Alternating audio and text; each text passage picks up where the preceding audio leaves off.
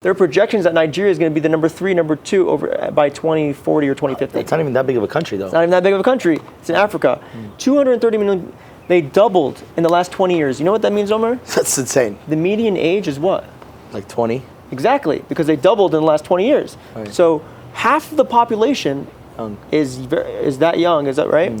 And so and the young generation is growing up in this internet world and this world with Wi-Fi and the connection to internet. So I think that they're going to be able to support a lot of different businesses all across the world, because the tech talent coming out of Nigeria is superior to most countries, believe it or not. And the government actually launched a program called NITDA, N-I-T-D-A, and they're focused on becoming the #1 outsourcing hub of the world by 2027 over the Philippines. The Philippines is currently #1. Over India, too. And over India. Wow. So you have a highly motivated population, right? Because they're an impoverished country. The median salary there is like $300 to $400 a month. And you're giving them the opportunity to work for a U.S. business and make 3 to 4 to 5 times the median salary in their country. And they're doing it remotely, just with a Wi-Fi connection. So now, by enabling these people in Nigeria who are young, hungry, capable, have integrity, or honorable, they are going above and beyond for you, because you're giving them the opportunity to build their resume working for your company that's based in the US. And so we're finding these people to be extremely proactive, very good communicators, and most people don't even know that the native language in Nigeria is English. People think they don't speak English. I thought it was French or something. It's English. The president gives speeches in English. So everyone, so I mean, some of the employees that I have, their written communication is better than mine. The girl that I met yesterday on our a little demo, she's Nigerian? She's Nigerian. Perfect English. Perfect English. Yeah. She's incredible. Yeah. And so I'm not only hiring Nigerians for my clients, but my internal team today, we're a team of 10, all Nigerians, except for my partner and I, and we do have one U.S. employee now.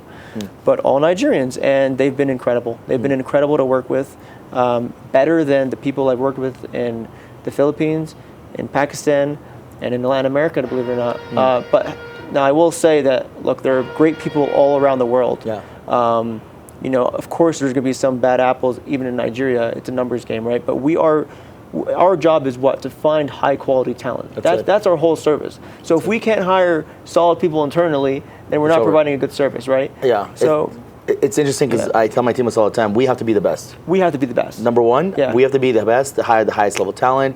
Even if we have to pay a little bit over budget, which we've done a few times, I'm okay with that. If everybody's good, like I was telling you about our client-facing team, our hiring consultants, we like to call them. They're all 3 of them were above budget, to be honest with you. But all of them were worth it, and all of them are now making more money than they've made before. And to me, that's like, okay, that's a great parameter. So going back to Nigeria, I think the biggest misconception I think people have in Nigeria, you're talking about, #1 is English, right? Because at least, people, I don't think people think that about Mexico, because they go to Mexico, they go to Cancun, people speak Spanish to them. Yeah. But in Nigeria, I am one of the people that just learned that English is the main language over there, which is interesting. It's the thing that I think a lot of people have a bad taste in their mouth from Nigeria is the scammers. And that makes sense because their technology is so good, they're actually able to scam people. I was always wondering, how the fuck are you scamming when you guys are like, there's no Wi-Fi there? Oh boy, there's definitely Wi-Fi there. Oh yeah, 100%. There's no issues with Wi-Fi. I mean, there's a bad rep for Nigeria, but also there's a bad rep in Russia. There's a bad rep in China. Everywhere. There's bad rep everywhere. I mean, there's 7 billion people on Earth. You can't take a population of 230 million people, which is 5% of the world population, and say they're all scammers. That's ridiculous, right? That's crazy. Yeah, it's insane. It's like saying all Muslims are bad. I'm Muslim, by the way.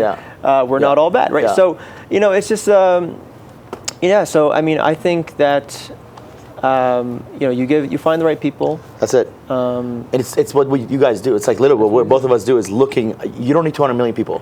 I literally told my team, do you guys realize that if we place 1,000 people in 1 year, it's over. It's a wrap. Yeah, we're done. We're good. We're set. You guys are all making good money, and we can, because then we have a proven concept beyond a proven concept, because we already have a proven concept. The same thing for you guys, right? So I'm excited to talk a little bit more about the differences between my model and your model. Before I get there, so Is the goal, by now you're in Nigeria, 200 million people, you're not running out of people. Do you guys want to hire from other African countries? I'm glad you asked that question. So Nigeria we prefer, but we actually do hire today from Latin America. Nice. I was using remotelatinos.com. You guys have a great job board. I'm finding great talent there. I have a client specifically that asked for someone in Colombia in particular because they want the person to be bilingual, speaking English and Spanish. And so naturally he wanted a Colombian, and we were fine with that. And we're here in Colombia today. There's great Colombians. I've hired Colombians. So we hire in Latin America. We hire in Pakistan. In Pakistan, I personally know that there's a ton of really strong Amazon talent. Like I said, I hired a ton of Amazon talent from my last company. So I still hire from Pakistan. Even Philippines here and there, but primarily Nigeria. Honestly, we've been getting the best feedback from our clients from the Nigerian talent. Interesting. We like to have check-ins with the candidates that we place for our clients, pretty often early on, and then monthly thereafter. Yeah. And the reviews we've been getting have been fantastic. I think like the average rating we're getting is like 9 out of 10. We ask our clients how are things going from 1 to 10. 10 being really good and 1 being terrible, and the average score right now is about a 9 out of 10. It's fucking awesome. And the reason why it's not a 10 out of 10 is because they wish that they were right there with them, next to them in the office. But Sure.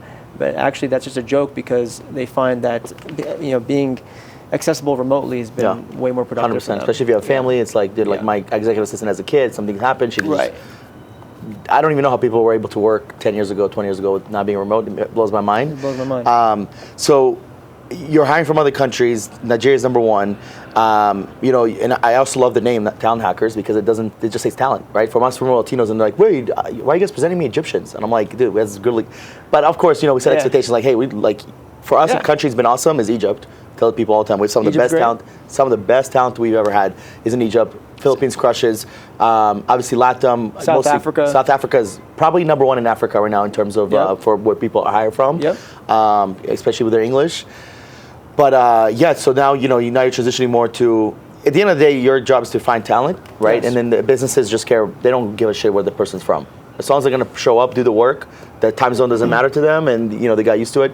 How have you guys found the time zone in Nigeria? Because it is a little bit ahead. Have you found there's issues there? Obviously, it's not as bad as the Philippines. It's not as good as Latin America. It's a little bit in between. Have you seen there's issues with that, or what? If that's not an issue, what are issues you've seen with Nigerians compared to like Pakistanis you've had, or other cultural? Because I've never hired anyone from there, so I'm actually interested in like what are the downsides of hiring Nigerians? Absolutely. So I'm glad you asked that question. Nigeria's time zone is 5 hours ahead of the Eastern time zone. Not bad. So if you start your work at 9 a.m., they're starting at 2 p.m., ending at 10.